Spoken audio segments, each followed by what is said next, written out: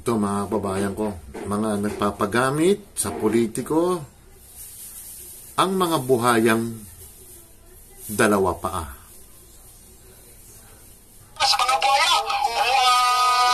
Ayun, ang mga buhayang kontraktor. Totoo nga, maraming buhaya dito. Good morning po, good afternoon, good evening. Welcome sa channel ko po. Ako si Tito Noyce Vlogs. I hope nasa mabuti po kayong kalagayan. Mga kababayan ko, today is Monday evening, yung nakaraan na Sabado, particular sa Kalakan, Maynila at Quezon City, mga kababayan, ay grabe yung bao. Talagang ano na talaga, lalong lumala, mga kababayan ko. Ipapakita ko sa inyo, ito mamaya na ito si Bunuan ha. Ito, papakita ko sa inyo, sandali lang ha. Yung nangyari sa may Elliptical, Mother Ignacia, halos malapit lang sa amin yun, dating iniwanan kong bahay namin na ngayon nasa Laguna na kami. Tingnan nyo ang baha, mga kababayan ko. Mamaya na yan si Bunuan. O ito mga kababayan ko, medyo ano lang tayo,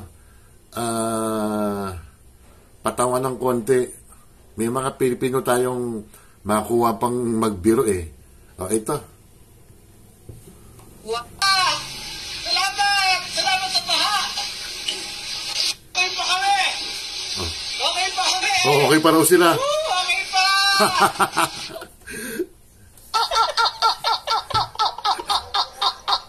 Okay pa. Grabe. Okay daw. Kakapal ang mga mukha ng mga politiko natin. Grabe talaga. Antindi. Ito pa, mga kababayan ko. Sandali lang, meron pa ha. Ito, mga Repa Pips, mga titos, mga titas, mga lolos, mga lola, mga kababayan ko. May isa-suggest ako eh. Mamaya na lang after yung kay Bunuan na parang nagdrama siya. Jessica yan.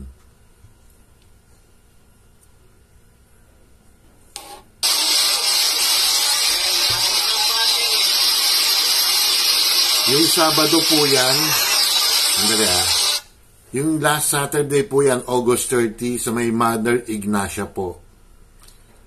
College pa ako noon. Tagal na yon. Binabaha na po dyan. Pero itong matindi na, halos lampas tao na, mga kababayan ko. Anong gagawin natin dyan? Sa ibang bansa po talagang may binabaha rin po. Pero, madaling mag-subside po. Madaling mawala.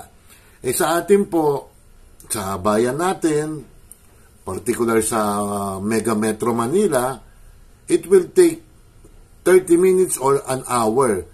Sometimes, it took 2 hours pa bago humupa ang baha, mga kababayan ko. So, talagang ibig sabihin yan, mga titos, mga titas, talagang yung mga contractor natin, idadamay ko ng mga local governments, may kinalaman din sila, mga babayan ko, imposibleng wala eh.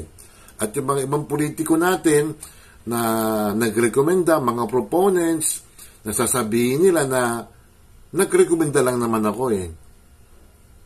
Pero wala, talagang aminin natin may mga kumikita dyan talaga, mga babayan ko. Tignan mo, Mother Ignacia na, Quezon City ha.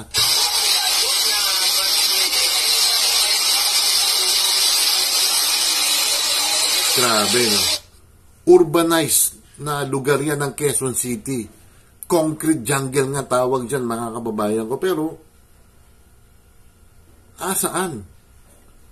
Ito ba yung binabay natin, mga buwis, mga kababayan ko? Yung mga dumadaan? Ito, yung kay Bunuan, mga kababayan ko. Pakinggan nyo.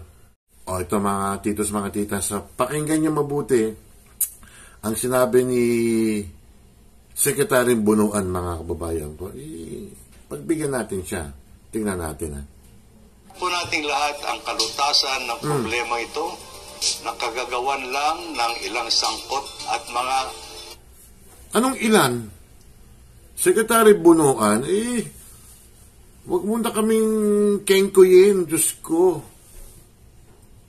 Sa bagay, 6 years ka lang magiging sekretary. Yung mga nakaraan pang mga sekretary dyan, hindi natin winawala na talagang may mga ibang kumikita dyan sa DPWH. Hindi lang sa flood control program. Mga nagpapagawa ng kalsada dyan. Biruin mo ang EDSA, yung nagtatrabaho ko sa Makati pag dumadaan ako dyan. Ang ganda-ganda pa ng kalsada, abay sinisira. Bakit? Reblocking daw, mga kababayan ko. Pakinggan pa natin si Bonoan. Iskalawag. Kaya po kami nananawagan na magtulong-tulong tayo. Taas noo ko pong sinasabi sa inyong Sandali lang. Sabi mo, yung isang araw, isolated lang daw yung mga, yung mga nasisirang mga project, yung mga blood control. Ano ba talaga, Secretary Bonoan? Alam ko, nasa pressure ng presidente kung tatanggalin ka or i-retain ka. Ano na lang, konsensya mo na lang, mag-resign ka na. O, tsaka ito, ang proposal ko na lang, ako maliit na tao lang naman Sana makinig ang Malacanang sa akin. O mga darating pa ibang pangulo, mag-outsource na lang tayo. Walang magiging kontraktor na local.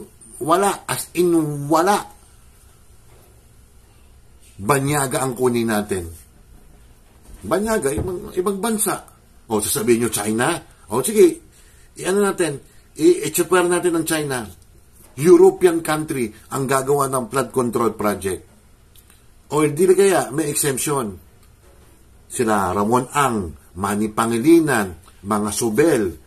Yan, talagang hindi nangungurakot yan. Talagang mga lehitimong mga negosyante, mga kontraktor din yan. Mag-outsource tayo kahit mahal. Wala, ninanakaw lang namang ibang politiko nga, di ba? Tapos sasabi, lahat. Mas marami po ang matitino at mahuhusay na mga tao sa DPWH. Ha? Mas maraming matitino at mahuhusay sa DPWH. Maybe siguro yung mga ranking file, pero pag nasa field na, eto ka, Bonoan. Grabe, niloloko pa tayo. Grabe ka. Manluloko. Hinihingi ko po ang inyong tulong na matukoy ang mga taong sangkot sa mga katiwalian. Hindi mo alam kung sino mga sangkot dyan. Ikaw ang boss ng DPWH. Department of Public Works. Department of Public Works and Highway. Wala kang kaalam-alam dyan, Secretary Bonoan. Ikaw ang pinaka-leader dyan. Ikaw ang kumbaga sa opisina ikaw ang pinaka-CEO dyan, Chief Executive Officer. Wala kang alam. At hindi mo ba alam? Wala ka rin alam na may mga politiko talagang nagre-recommenda dyan. Okay na sana kung nagre-recommenda ang problema, may mga whistleblower na namumursyento yung iba natin mga mambabatas. Sa Maynila nga Maynila, yung 6th district doon, 6 distrito doon nambunyag na si Mayor Isko. Ewan ko na kung kakasuhan niya, 14 billion po ang blood control project itong panahon ni Marcos sa Maynila. Bakit binabaha pa rin? Di ba continuous naman ang flood control, mga babayan ko? Kaya ang sabi ko, yung mga darating na Pangulo or Pangulong Marcos, hindi pa tapos ang lahat, mag-outsource na tayo sa ibang bansa natin, ipagawa ang flood control. Alam niyo ba ang flood control sa ibang bansa? Hindi po yung parang yung daluyan, yung pinaka-pipe. Ang pipe nila puro kasi laki ng bahay. Pwedeng lakaran. Sa atin, ang pipe natin, ito, kasi laki lang ng rep namin. Basta, medyo siguro, malaki lang siguro ang dimension nun is mga kasya ang ang 2 tao. Sa ibang bansa, grabe ang drainage system nila. Pwede mong lakaran, pwede pumasok isang traktora ron.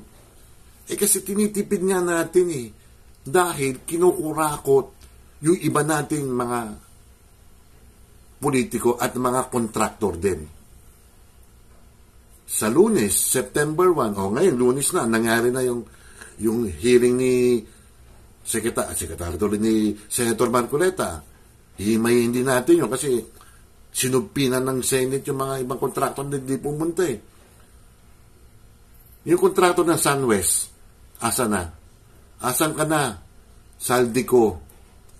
Ang tapang-tapang mo, yung inaakusa mo si BP Sara sa 125 na 11 days lang daw ginastos, yung 125 million na confidential fund. Kayo, billion-billion na mga nakurakot nyo, di umano. At totoo naman yun. Si Magalong pa. Mayor Magalong, huwag ka na patumpik-tumpik. Sabagay, may dala ka naman ng mga papers, mga black and white. Names na. Kasi may iba tayong mga kababayan na parang, Bodabil, Moro-Moro, palabas lang to. Kailangan talaga may managot. Sa isang araw nga, sa Martes, may sinabi si Secretary, si Senador Marcoleta na kinausap niya ang Pangulo Marcos, mga babayan ko. At ito naman, anti-Claire na to, na isang PCO na official, spokesperson, hindi naman siya nagtatanong sa Pangulo, naging sunga ka pa siya, naging sunga ka pa. Kinausap ni si Senator Marcoleta, anti-Claire. Parang ka lang dyan dekorasyon ka lang dyan Panay kanta mo na ng dancing queen tsaka bongga ka day, sintunado ka naman kumanta. Kaya once and for all, mga kababayan ko, wala nang hiya. Hindi na sila tinatablan. Yung mga ibang politiko natin, hindi na tinatablan ng yung kahiyaan, mga kababayan ko. Yung mga ibang mga kaanak nila talagang pinagmamalaki pa. Pero mga kababayan ko, yung mga nagpiplex ng mga kamag-anak ng mga na yan, ng mga politiko, yung anak, yung mga pamangkin, may reservation ako dyan Kasi kung mag-hire ng abogado, sasabi, private matters to Kaya lang, mga anak sila, kaanak ng mga opisyal. Yung isa nga dyan yung ATM niya, yung walang katapusan ng ATM, mga babayan, kailangan imbestigahan nyo nung custom official na yon. Hindi umano'y a certain NCISO, mga babayan ko. Mataas sa opisyal ng custom, mga babayan ko. Ipatawag din yan, mga kababayan ko. Ganun na lang. Secretary Bunuan, sige, marami palang matitino dyan, ikaw na bida. Grabe. Ay, nako.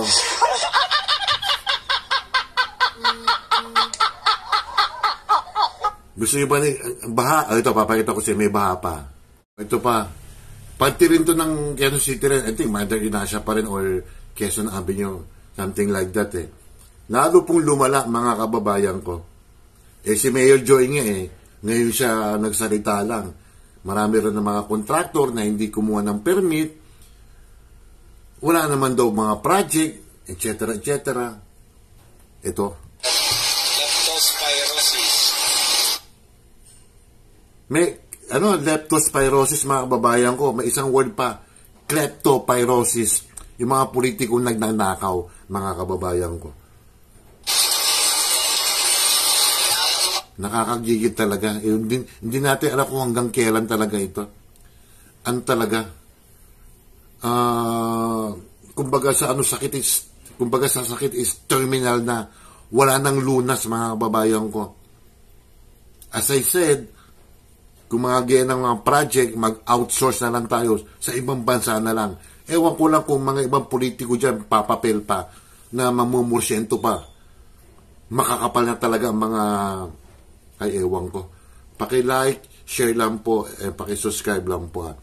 Maraming salamat po doon sa mga nanood at mga kaibigan ko.